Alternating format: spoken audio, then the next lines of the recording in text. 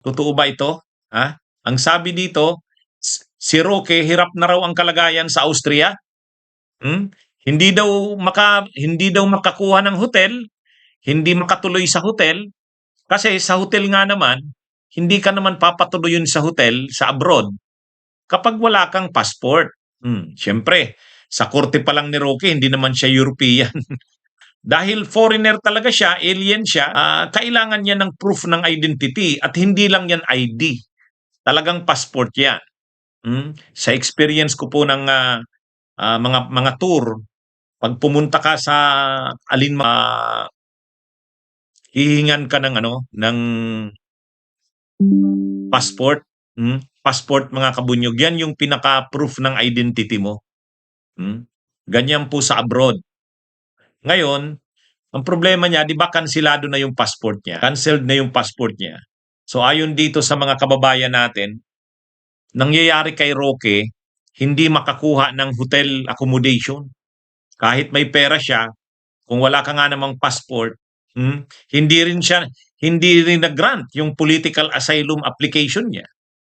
So, kung nag-grant yung political asylum application niya, tama yung mga sinasabi ni Roque na kahit wala siyang passport, kahit kung yung kay Roque, saan siya ngayon tumutuloy, ay may mga kukup-kup sa kanya. Yun. Nakikituloy siya sa mga supporters na Duterte. Yung mga supporters niya doon siya nakikituloy. Pero syempre mga kabunyog, mga kababayan, iba pa rin yung nakikituloy ka, marami kang i-consider diyan. Pero ang ibig sabihin, hindi niya ma-enjoy yung pagiging turista niya sa ibang bansa. Hindi siya makatuloy sa hindi siya makatuloy sa mga hotels kasi nga wala siyang passport. Ito mga kabunyog, basahin natin tong post ng ating mga kababayan. Post ito mga kabunyog sa GC ng sa page ng Volunteers for Mayor Sunny Trillanes. Sabi dito, Vienna Sausage, namataan si Harry Roque na galivanting sa Vienna, Austria. Sa mga larawang ibinahagi ng mga Pinoy doon, nakita ang dating palace spokesperson na naglalakad sa Kiplerplatz, 10 District, habang hila-hila ang isang shopping trolley. Namataan sa St. Stephen's Cathedral sa Stephensplatz para dumalo-umano sa isang misa. Dahil sa kawalan ng valid na pasaporte, hindi umano makapag-hotel si Roque. Ayon sa mga ulat, nagpapalipat-lipat siya sa mga bahay ng kanyang mga taga-suporta. Kabilang ang isang may pinangalanan na leader ng Maisog, Vienna. Hindi tumitigil ang mga vigilant warriors sa Europa. Isang petisyon ang inihahanda para hilingin sa gobyerno ng Austria na ibasura ang asylum application ni Roque.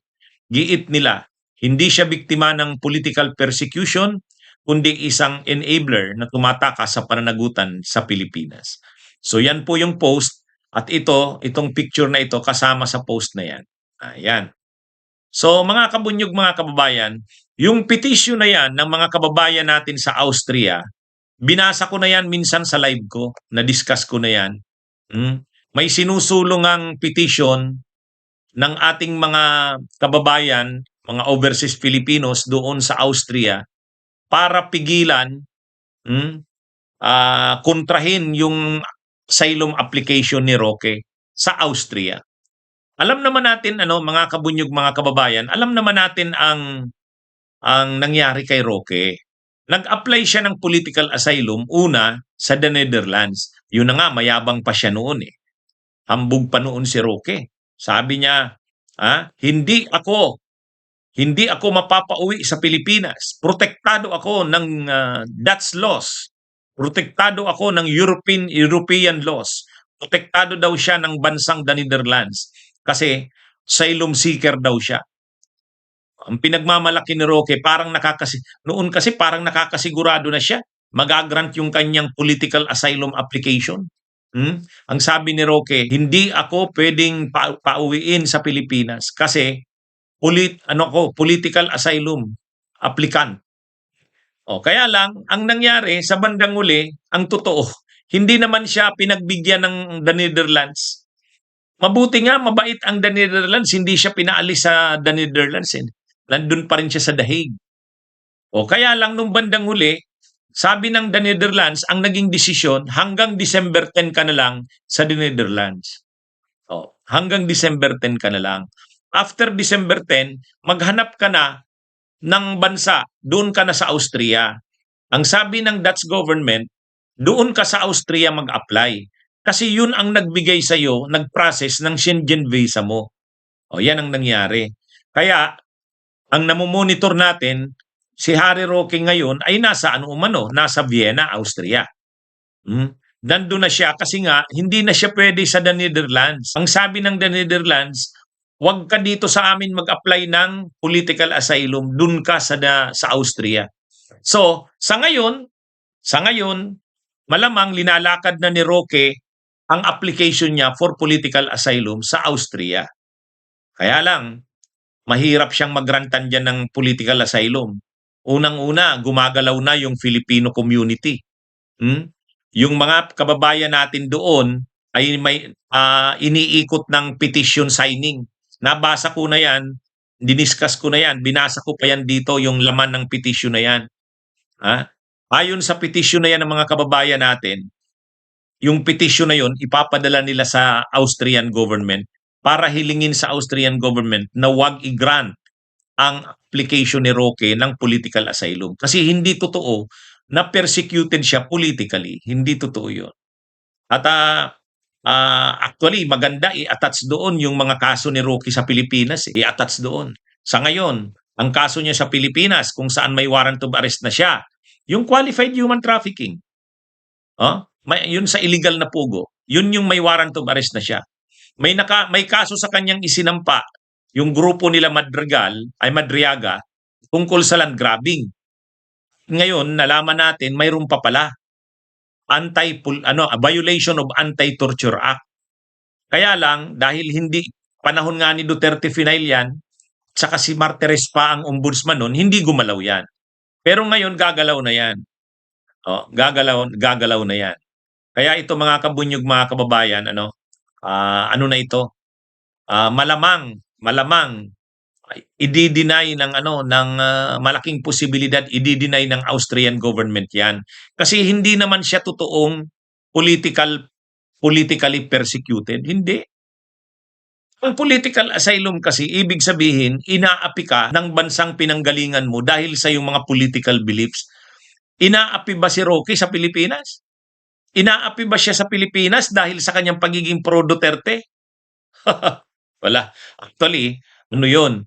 Tama yung sinabi ni Panelo, ni Attorney Panelo. Sabi niya, hindi naman siya inaapi dito sa Pilipinas dahil sa kanyang political belief. Ay bakit ako? Yun, tama yung punto ni Panelo. Sabi ni Panelo, bakit ako? Pro Duterte ako, pero wala naman akong kaso. Oo nga naman. Hindi ka naman kakasuhan sa Pilipinas dahil lang pro Duterte ka. Hindi naman ganoon. Si Argo nga hindi naman kinakasuhan. Huwag ka lang gagawa ng masama. Katulad kasi no nila Kiko Barsaga, nag-i-inciting to sedition na, nag-i-inciting to rebellion na. Ayun, kaya nakasuhan ng inciting to sedition at inciting to rebellion sila Kiko Barsaga. Itong si Roque, kung dahil lang naman sa kanyang pagiging pro Duterte, loyalista o diehard supporter ni Duterte, wala naman, hindi naman siya kakasuhan yan. Kaya lang yung mga kaso niya tungkol saan? Qualified human trafficking. Ay dahil nga na-involve siya doon sa kila Cassandra Leong di ba? May mga ebidensya noon, may mga testigo noon. Ang isa pa, kinasuhan nga siya ng land grabbing dahil nga nangangamkam daw ng lupa doon sa Bataan. Nag-falsify ng mga private documents, pinalalabas na binili yung mga lupa na yon o binebenta, hindi naman pala ayon sa mga magsasaka. May kaso siya niyan sa ombudsman. Ganon din yung pag-torture nga. Kaya yung mga kaso na yan ni Harry Roque, hindi gawa-gawa yan. Hindi yan dahil sa kanyang pagiging pro Duterte. Hindi yan. Kaya ano ito mga kabunyog, mga kababayan, mahirap mag-grant yung kanyang political asylum sa bansang Austria. Mas madali pa nga doon sa the Netherlands. Oh. Ay ngayon, doon siya ngayon nagbabakasakali sa Austria. Siyempre malalaban ng Austria. Nag-apply siya sa the Netherlands, hindi inaksyonan ng the Netherlands. Doon siya ngayon sa Austria. Tapos may sulat ang Filipino community sa Austrian government na wag igagrant ang kanyang political asylum application. Siyempre, mapipilitan ngayon ang Austrian government na i-verify yung kanyang record sa Pilipinas. Ano ba yung mga kaso niya sa Pilipinas? Malalaman na ngayon na may kaso siya na qualified human trafficking, na may kaso siya ng land grabbing, may kaso siya ng torture. Wala na. Kaya ito, pahirap ng pahirap ang buhay ni Roque. Kansilado na ang passport niya. Linalakad ni Roque na ma-reconsider yung cancellation ng passport niya. Kaya lang may ruling ng Korte Suprema sa Pilipinas. Ang ruling ng Korte Suprema sa Pilipinas, kapag fugitive ka from justice, hindi ka pwedeng mag-avail ng mga legal remedies. Kaya yung ina-avail ni Roque na reconsideration ng cancellation ng kanyang passport, legal remedy niya yun. Ang problema, sabi sa ruling ng Korte Suprema, latest na ruling, kapag fugitive ka from justice, hindi ka makaka-avail ng mga legal remedies. So wala yun. Yung ginawa niya na yun na pag-file ng motion for reconsideration kasi gusto niyang i-reconsider yung cancellation ng passport niya, hindi yun. Hindi yun mga kabunyog, mga kababayan. Kaya yan na yung problema, no?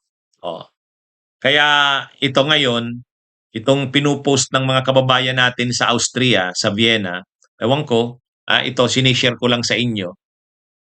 Nakikituloy siya sa mga Duterte supporters. Doon nakikituloy siya. Kaya lang mahirap din ng palipat-lipat ka, nakikituloy ka sa mga Duterte supporters. Ang dami mong pakisamang gagawin diyan. Siyempre mas komportable pa rin kapag nag-hotel ka. Mas komportable pa 'yon. May pera naman siya. May pera. Kaya lang hindi niya ma-enjoy yung pera niya kasi hindi nga makatuloy sa hotel kasi wala siyang valid passport. Canceled na yung passport niya yan. Kaya yan mga kabunyog, mga kababayan. Yan yung ngayon kalagayan ni Harry Roque. Bunyog, bunyog, halikan na kasama ka. Bunyog, kapag buklod ay may pag-asa. Luzon, Visayas, Mindanao, isa ang pananaw. Sa bagong Pilipinas ang bunyog isisigaw. Bunyog, bunyog, bunyog.